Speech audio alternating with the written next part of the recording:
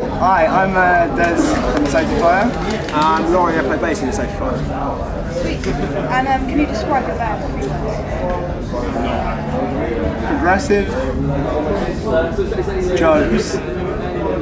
Yeah. Progressive jokes, right? Jokes is no. It wouldn't be part of the genre title. It's just that we live for jokes. He's got a tattoo of jokes on his neck. Can you show us? It's on the phones, but it's pretty fresh. So it's getting there.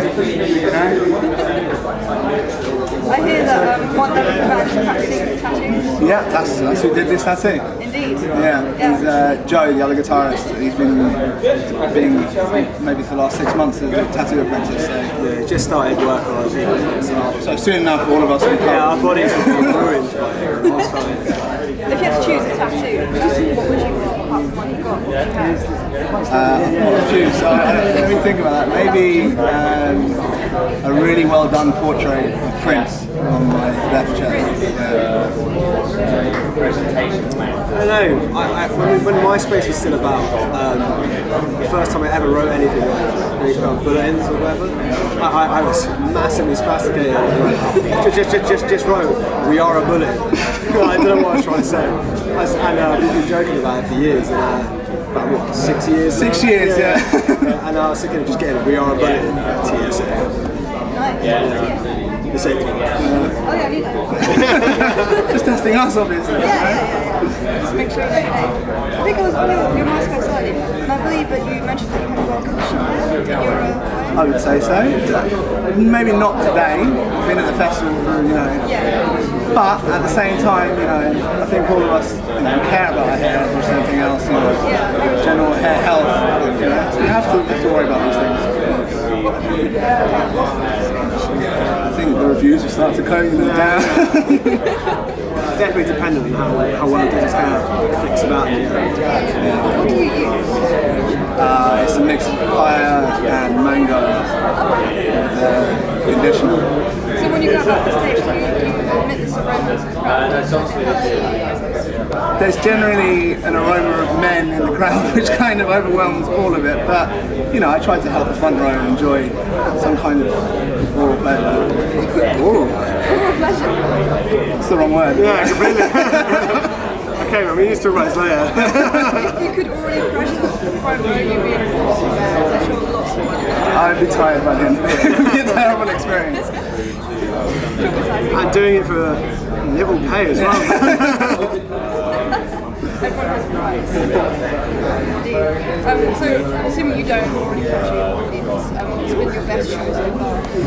I don't know, probably today. Definitely the most fun today. Yeah, there's some great shows we played in Europe later this year. Holland in Tilburg was great for shows. It's completely sold out on the road at Periphery last February. And solo show, everyone was going mental for every band. It was just, that was great. The last show of that tour as well in Cologne. I think it's really interesting going to Europe. You see how different the crowds are in each country. Just Swiss people are lovely. They do. At the same time. Yeah, it's every full room. Even the headliners. Yeah, well, the Germans were going crazy during the songs, and then everyone would kind of stop and be like, and then stop again. Austrians were crazy, literally absolutely amazing. I was going to say that there were so many great shows on that tour. And who knew Vienna? Filthy place. Yeah. Filthy. CD as hell. Unbelievable. For true oral pleasure. Yeah, go to Vienna if you're oral pleasure. What about that minus money oral pleasure? Which I doubt will be anytime soon. Let's edit this bit out. I don't want to work. Cut that bit out. Quick edit, just a picture of you holding ice cream. You say you're a jokes man. Please give me an example of a joke. It's not, it's more just the general attitude that we live life, Yeah, it's just happy-go-lucky kind of, Like on the tour, when we were on tour Periphery, we had to travel on a train for 3 days because our van broke down. We just had to take it in our stride. It's like, it doesn't really matter. Just get all our gear onto a train. I don't know, we travelled for 10 hours. 10 hours, and yeah. we took 6 trains from one show to another. We got there an hour and a half before the show started. That was fueled by jokes. Fueled by jokes. Because otherwise we'd just gone insane and died. I would have done so. 9 hours looking at the bleakness that is East Germany. We love East Germany, by the way. People, sure. Countryside. What's the worst place? Maybe East Germany? We didn't actually play in East Germany, we just travelled through it for 10 hours. Just seeing, derelict kind of train stations that went down. It was fine. We actually all love Germany. Yeah, Germany's amazing. Yeah. People are amazing. I don't know. But I was going to say that. Definitely the best place on tour in Germany. Everything about it's great. Do you have to describe the English crowd? English crowd? Well, I think it varies so much because of the type of music we play. We get put onto so many different kind of bills, and like sometimes it's kind of like more metalcore orientated bands or more progressive, and we don't really necessarily fit into any of those kind of scenes. So it's always interesting to see the reaction from the crowd. And like, a lot of the time, the UK stuff is like, I've never heard of you guys before, or I didn't like you, or I've been your biggest fan. It's always massive. Yeah. So yeah, I don't know. I think we're going to be going on tour later on this year in September with Rice Shemaine. That'll be I think our first long tour. 20 dates. So it's going to be. We're going as far as like up north from Glasgow, down as far as Exeter, being in Wales even like. It's great to see like the difference in the crowds, but every time we play in the UK, it's great. The crowds are always phenomenal. And it is the thing, even when they don't see you, they give you a reaction, which I say is well, for us anyway, I thought it's pretty good. Really enjoyable every time we play. So, you see yourself playing Sonisphere with the It was a dream. Maybe a dream that only started 3 years ago, but it was always a dream. I mean, last year we were all here as spectators, and this year we're playing. Yeah, I don't think any of us thought the last year that what's happened over the last kind of 12 months or so. It's a huge kind of like journey for us as much as anything else. We're constantly learning, and when we actually did get the email through as confirmation to play Sonic, it was kind of like, really? Yeah, this guy called me up. I was actually screaming down the phone. I was yeah. It just feels like a massive step in our career because we're being recognised now, not just in kind of the underground circles, but getting off the festival circuit. And we really feel like this is a step in the right direction and we can continue to progress from now. So, I mean, it's just loads of fun. Great stuff. Yeah, where do you see yourself in the future? I can only hope that we come back here next year on, either higher up on the stage we're on today or on a different, just constantly growing. Like we're as long as there's some kind of progression, like we'll be happy. It doesn't even have to be a huge progression. Just like we all want to go somewhere. We want to be playing music. It's not about being massive. It's about playing music. That's what it matters. And getting out there, getting new people to listen. Obviously, it wouldn't hurt if we were headlining. Yeah. and the pay, sure, that would help.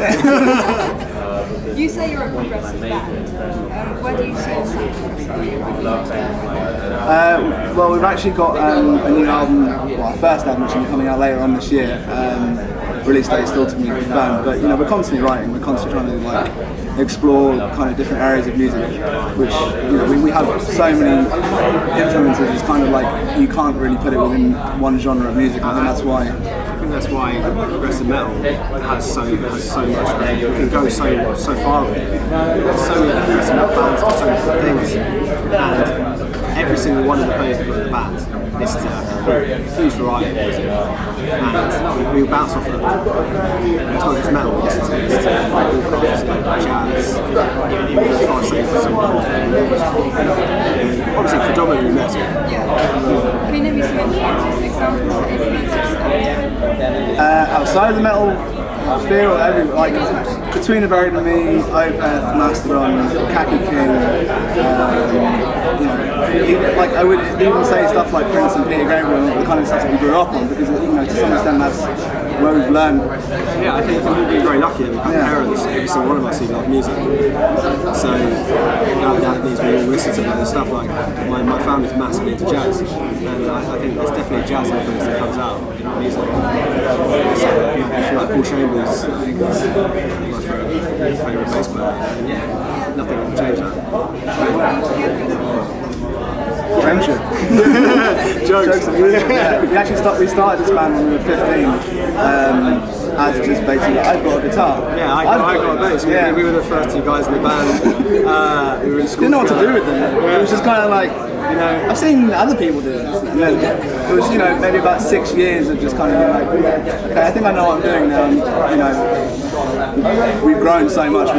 We've gone through kind of like so many different stages of the band.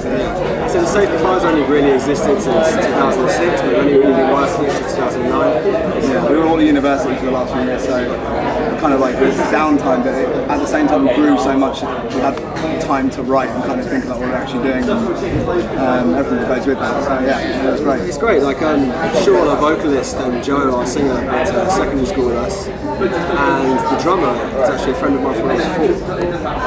Yeah, and I basically had known him forever, and it's like, wow, and we finally sorted out kind of what we're doing with guitars. Like, I know drums. It's this guy I used to go to school with, and it's just great. Like, we're just all pals. And there's no high guns or anything. It's just we grew up playing music together.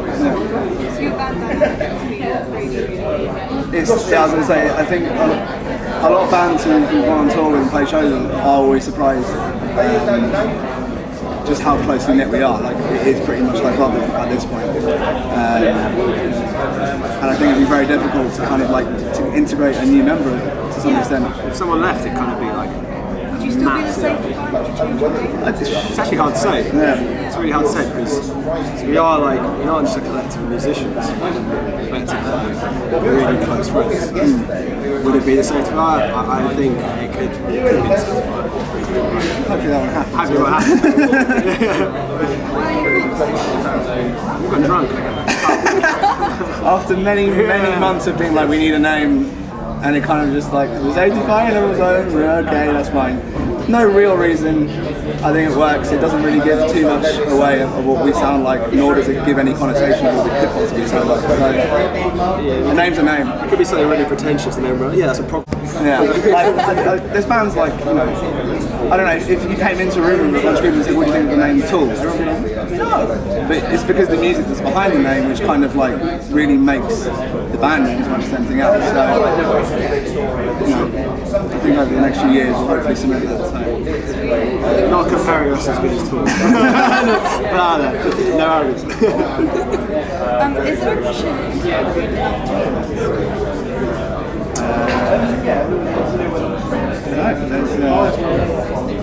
Because that's kind of a weird question, because you're kind of self-processing that you want to answer a question to be like, hey, so check this out. But I don't know. No, I prefer the surprise. I think. I can't do that. We're not clever guys. Oh, you're musicians. We're just musicians. You've got the art. Let the music do the talking. And the brain. Yeah, for sure.